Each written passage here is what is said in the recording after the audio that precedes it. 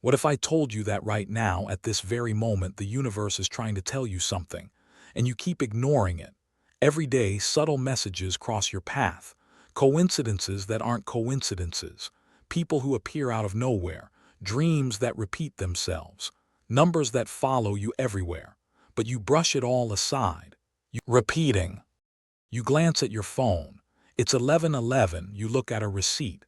The total is 2222. Your hotel room, number 333. At first, you dismiss it, but then it keeps happening over and over. The same numbers, following you like shadows. This isn't random. Pythagoras, the father of mathematics, believed numbers were the language of the universe itself. He said numbers carried vibrational frequencies that could communicate with the human soul. Modern researchers have found that our brains are pattern recognition machines. But here's what's fascinating. When you start noticing these patterns, it's often because your subconscious mind is already aligned with something bigger. You're tuning into a frequency you couldn't access before. Think about it. Why 11:11? Why not 11:12 or 11:13? As Carl Jung explained, synchronicity is an ever-present reality for those who have eyes to see. These numbers often appear during moments of transition, when you're about to make a decision, when you're questioning your path. The universe is confirming you're exactly where you need to be, but numbers are just the beginning, because the next sign is far more personal. Vivid. You wake up in the middle of the night, heart racing. The dream felt more real than reality itself, and it's the same dream you've had before. Maybe you're falling. Maybe you're searching for something you can never find. Maybe there's a person you don't recognize but somehow know deeply. Your dreams are not random noise. They are messages. The ancient Egyptians built entire temples dedicated to dream interpretation. They believed dreams were direct communications from the divine. Sigmund Freud called dreams the royal road to the unconscious mind. But it goes deeper than psychology. When a dream repeats itself, your subconscious is desperately trying to get your attention. It's saying you haven't received the message yet. Pay attention to the emotions in these dreams. Are you anxious, peaceful, searching? The feeling matters more than the imagery. As the indigenous Australians teach, we are all visitors to this time, this place. We are just passing through.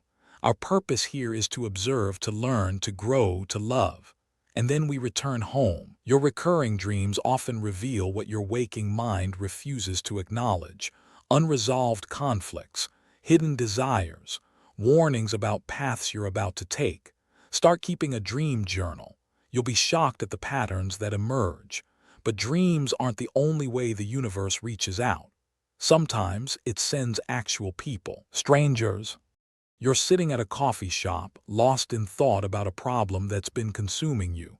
A stranger sits next to you. You exchange small talk, and then out of nowhere they say something that answers your exact question.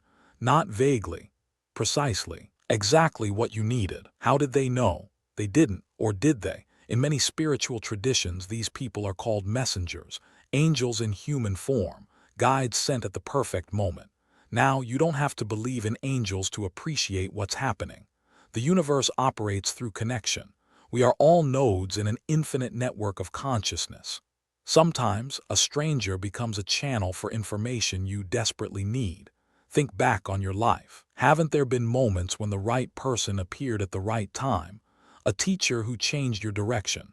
A friend who said one sentence that shifted everything.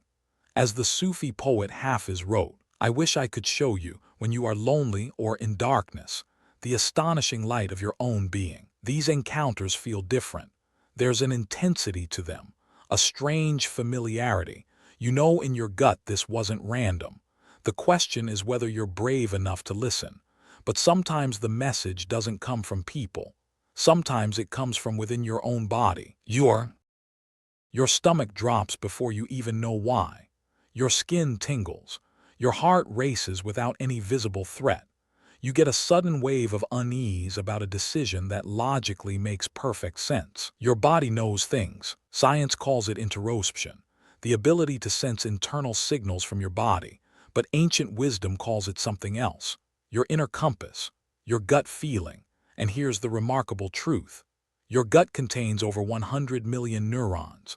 It's often called the second brain. This network processes information independently of your conscious mind. It picks up on subtle cues you're not even aware of. Have you ever met someone and immediately felt uncomfortable? Nothing they said was wrong, they smiled, they were polite, but something felt off. Weeks later, you discover they weren't who they pretended to be. Your body knew.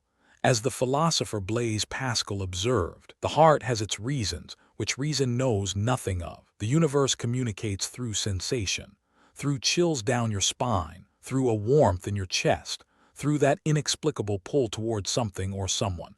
The tragedy is that modern life has trained us to override these signals. We rationalize, we ignore, we silence the very compass that's trying to guide us. But the body isn't the only thing that speaks. Pay attention to what keeps showing up in your environment. Patterns. You're thinking about starting a business. That same day, you overhear a conversation about entrepreneurship. You open a random book and the page talks about taking risks. You turn on the radio and there's an interview with someone who did exactly what you're considering. Coincidence? Once, maybe. Twice, perhaps. But when the same theme keeps appearing from completely unrelated sources, something is happening. The universe speaks in patterns. It's called meaningful coincidence. And once you start noticing it, you can't unsee it. The psychiatrist Carl Jung spent decades studying this phenomenon. He documented case after case of patients experiencing these clusters of meaning.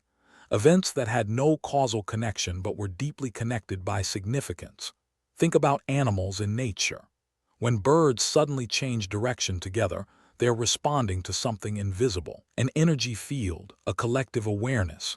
We are not separate from this web, we're part of it. As the mystic Lao Tzu taught, nature does not hurry, yet everything is accomplished. When the same message reaches you through multiple channels, the universe is amplifying its signal. It's turning up the volume because you haven't responded yet. The question becomes whether you're brave enough to act on what you're being shown. But sometimes the universe doesn't just send signs. Sometimes it removes things from your path entirely. Doors. You didn't get the job. The relationship ended. The deal fell through. Everything you wanted slipped away despite your best efforts. It feels like failure. It feels personal. It feels like the universe is working against you. But what if it's not? What if closed doors are actually protection? What if rejection is redirection? Look back at the biggest disappointments in your life, the opportunities that didn't work out, the people who left, the plans that collapsed. Now look at where those closed doors eventually led you. How many times did something better appear? How many times did the detour become the destination? The Stoic philosopher Seneca understood this deeply. Sometimes even to live is an act of courage. He taught that obstacles are not in our way, they are the way. The universe often works by subtraction.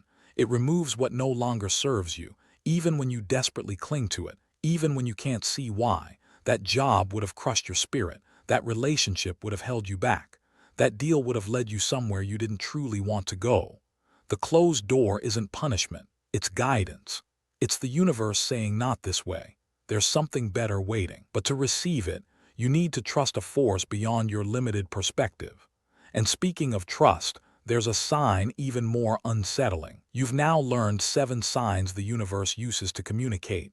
Repeating numbers, vivid dreams, strangers with answers, body sensations, patterns everywhere, closed doors, and moments of complete breakdown. But here's the truth nobody wants to admit. The universe never stops talking. We just stop listening. We get so caught up in our daily noise that we become deaf to the whispers all around us. The ancient mystics weren't special. They simply learned to pay attention. They quieted their minds enough to hear what was always being said. You have this ability too. It's not reserved for monks or prophets. It's your birthright as a conscious being in this vast, intelligent cosmos. As the great Albert Einstein once reflected, the most beautiful thing we can experience is the mysterious. It is the source of all true art and science. Starting today, pay attention. Notice the numbers. Remember your dreams. Listen to strangers. Trust your body. Follow the patterns. Accept the closed doors. Embrace the breakdowns. The universe is speaking. The only question remaining is whether you're finally ready to listen. If this opened your eyes, hit like and subscribe. Share this with someone who needs to hear it.